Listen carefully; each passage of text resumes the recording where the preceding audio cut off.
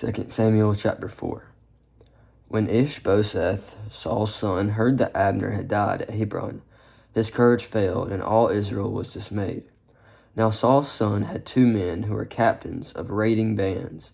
The name of one was Baanah, and the name of the other was Reshab, sons of Rimmon, a man of Benjamin, from Beeroth. For Beeroth also is counted part of Benjamin. The Beerothites fled to Gideon, and have been sojourners there to this day. Jonathan, the son of Saul, had a son who was crippled in his feet. He was 5 years old when the news about Saul and Jonathan came from Jezreel, and his nurse took him up and fled. And as she fled in her haste, he fell and became lame. And his name was Mephibosheth. Now the sons of Rimmon the Beerothite, Rechab and Baanah, set out, and about the heat of the day they came to the house of Ishbosheth, as he was taking his noonday rest. And they came into the midst of the houses, as if to get wheat, and they stabbed him in the stomach. Then Rechab and Baanah his brother escaped. When they came into the house, as he lay on the bed in his bedroom, they struck him and put him to death and beheaded him.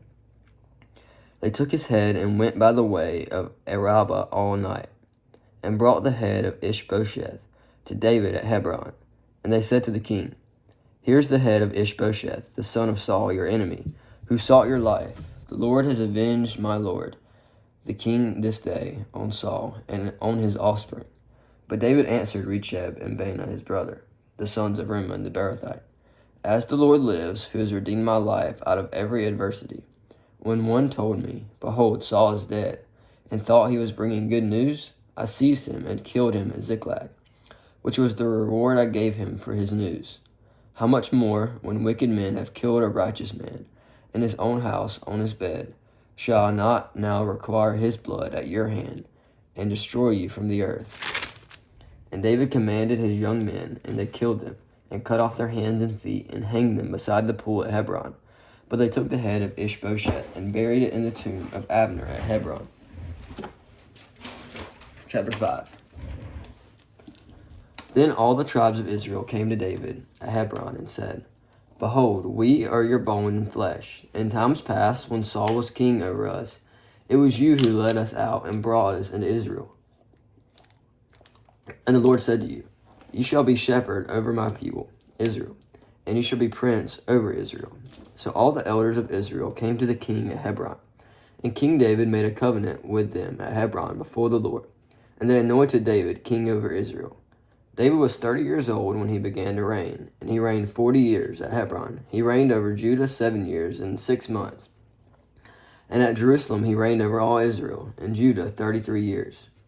And the king and his men went to Jerusalem, and the Jebusites, the inhabitants of the land, who said to David, 'You will not come in here, but the blind and the lame will ward you off,' thinking, 'David cannot come in here.' Nevertheless, David took the stronghold of Zion, that is, the city of David. And David said on that day, 'Whoever would strike the Jebusites, let him get up the water shaft to attack the lame and the blind, who are hated by David's soul.'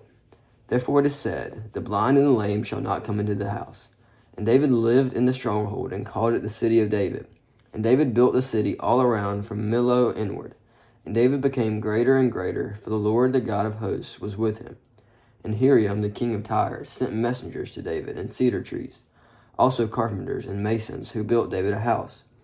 And David knew that the Lord had established him king over Israel, and that he had exalted his kingdom for the sake of his people Israel. And David took more concubines and wives from Jerusalem, after he came from Hebron, and more sons and daughters were born to David. And these are the names of those who were born to him in Jerusalem: Shemua, Shobab, Nathan, Solomon, Ibhar, Elisha, Nepheg, Japhia, Elishama, Eladiah, and Eliphet. When the Philistines heard that David had been anointed king over Israel, all the Philistines went up to search for David. But David heard of it and went down to the stronghold. Now the Philistines had come and spread out in the valley of Rephaim. And David inquired of the Lord, 'Shall I go up against the Philistines? Will you give them into my hand?'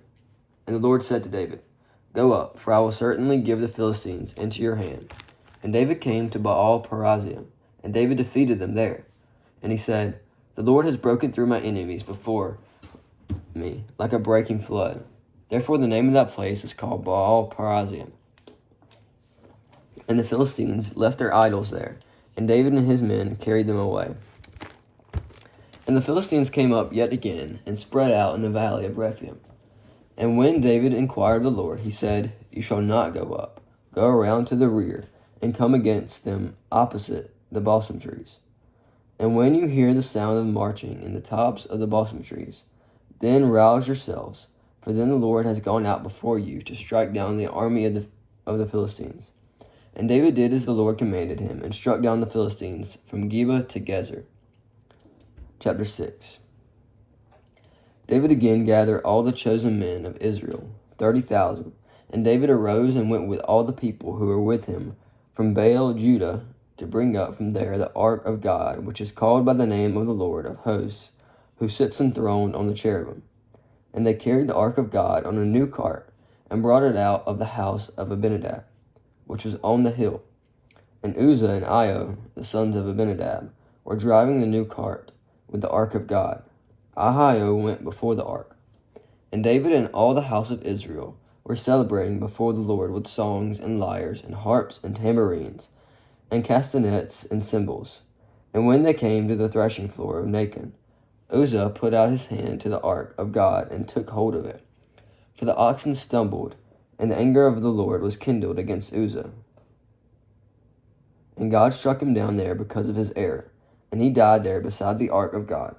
And David was angry because the Lord had broken out against Uzzah, and that place is called Perez Uzzah to this day. And David was afraid of the Lord that day, and he said, How can the ark of the Lord come to me? So David was not willing to take the ark of the Lord into the city of David. But David took it aside into the house of Obed-Edom, the Gittite. And the ark of the Lord remained in the house of Obed-Edom, the Gittite, 3 months. And the Lord blessed Obed-Edom and all his household.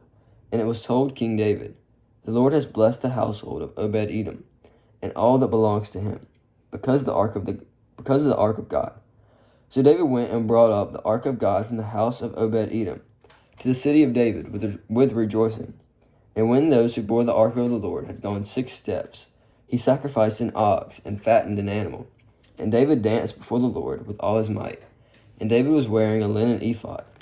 So David and all the house of Israel brought up the ark of the Lord, with shouting and with the sound of the horn.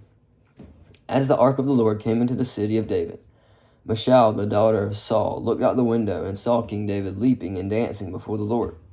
And she despised him in her heart. And they brought in the ark of the Lord and set it in its place, inside the tent that David had pitched for it. And David offered burnt offerings and peace offerings before the Lord. And when David had finished offering the burnt offerings and the peace offerings, he blessed the people in the name of the Lord of hosts, and distributed among all the people, the whole multitude of Israel, both men and women, a cake of bread, a portion of meat, and a cake of raisins to each one. Then all the people departed, each to his house. And David returned to bless his household. But Michal, the daughter of Saul, came out to meet David, and said, How the king of Israel honored himself today, uncovering himself today before the eyes of his servants, female servants, as one of the vulgar fellows shamelessly uncovers himself. And David said to Michal, It was before the Lord, who chose me above your father, and above all his house, to appoint me as prince over Israel, the people of the Lord.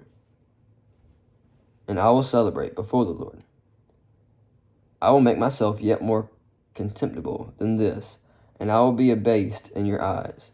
But by the female servants of whom you have spoken, by them I shall be held in honor. And Michal, the daughter of Saul, had no child to the day of her death.